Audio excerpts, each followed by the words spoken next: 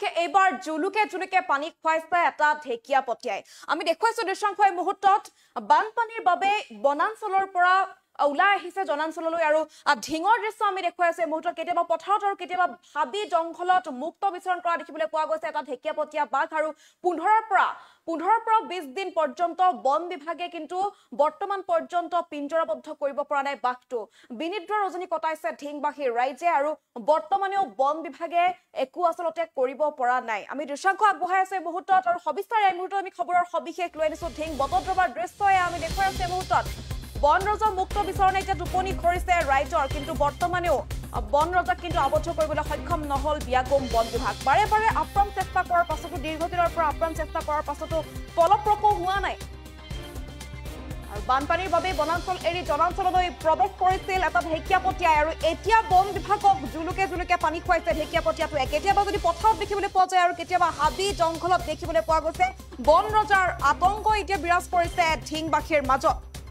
বন বিভাগৰ বিপৰীতে প্ৰত্যেক দিনাই ঢেকিয়া পটিয়াই বিফল কৰিছে বন বিভাগৰ ৰণকৌশল প্ৰত্যেক দিনাই নতুন নতুন ৰণকৌশল প্ৰস্তুত কৰিছে বন বিভাগে কিন্তু তাৰ পাছতো ঢেকিয়া পটিয়াটোক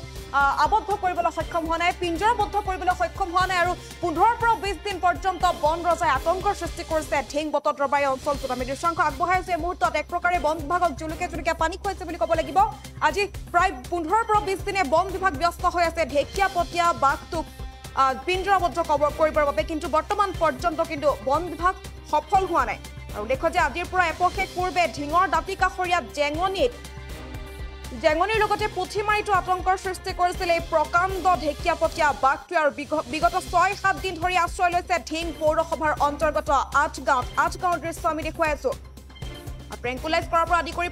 পিঞ্জৰা পতাৰ পাছত এইবাৰ শেহতীয়াভাৱে বন বিভাগে জালেৰে বাঘক আসলতে পিঞ্জৰাবদ্ধ কৰিবলৈ চেষ্টা চলাইছিল নতুন ৰণকৌশলেৰে বাঘক আবদ্ধ কৰাৰ চেষ্টা চলাইছিল কিন্তু তাৰ পাছতো বন বিভাগ ব্যৰ্থ হৈছে বাঘে আশ্ৰয় লোৱা স্থানৰ চাৰিওফালে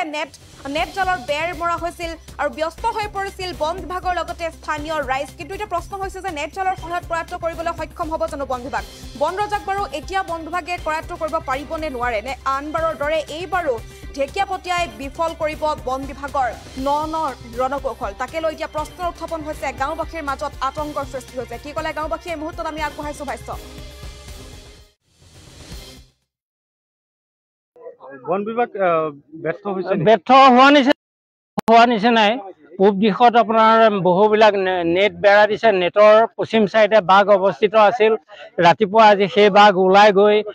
নিজ ঢিং এখন গাঁৱৰ বেক চাইডে অৰ্থাৎ আন গাঁও পথাৰত বাঘৰ খোজ পোৱা গৈছে কিন্তু এই ক্ষেত্ৰত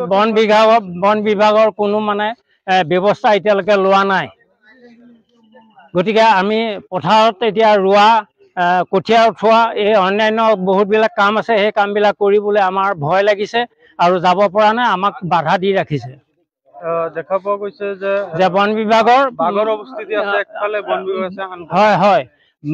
বাঘৰ অৱস্থিত দক্ষিণ চাইডে আছে তেওঁলোকে দক্ষিণ চাইডৰ পৰা পূব দিশতহে মানে নেটৰ বেৰা দি নানান ধৰণৰ কৌশল কৰি আছে বন বিভাগ ব্যৰ্থ হোৱা নিচিনাই বুজা যায় কাৰণ এতিয়ালৈকে আজি 5 দিন 6 দিন হৈ গ'ল আজিলৈকে কোনো ধৰণৰ ব্যৱস্থা ল'ব পৰা নাই বন বিভাগে বাঘটো ধৰাত কিবা ভেকু ভাওনা বুলিয়ে ক'ব পাৰি ভেকু ভাওনা হৈয়ে আছে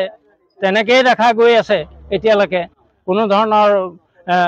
ব্যৱস্থাত মানে উপনীত হ'ব পৰা নাই অৱস্থান কৰি আছে যিখিনি ঠাইত বাঘ হয় বন বিভাগে সেই জায়গাত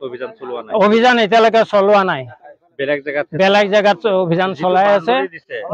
সেই বাউণ্ডাৰীৰ ভিতৰত বাঘ নাই তাৰ পৰা ওলাই আহিল এতিয়া আজি এসপ্তাহ ধৰি এই গাঁৱত এই বাঘৰ কাৰণে যি চাঞ্চল্য সৃষ্টি হৈ আছে ইয়াত চৰকাৰে তেখেতসকলে যিটো দায়িত্ব বহন কৰিছে এই দায়িত্ব বহনত আমি গঞা ৰাইজ সুখী হোৱা নাই যিহেতু তেখেতসকল আহি PW ৰাস্তাত মানুহৰ পদূলিত ৰৈ জংঘলত বাঘ থাকে তেওঁলোকে গঞা ৰাইজৰ পদূলিত ৰৈ বাঘ বন্দী কৰিব নোৱাৰে বুলি মোৰ এটা বিশ্বাস আছে গতিকে আমাৰ এইটো অভয়াৰণ্যৰ নিচিনাই প্ৰায় 3 কিলোমিটাৰমান এৰিয়া আমাৰ জংঘলে ভৰ এই গাঁওখনত এই 3 কিলোমিটাৰ যিকোনো খবৰৰ বাবে যোগাযোগ কৰক আমাৰ এই নম্বৰত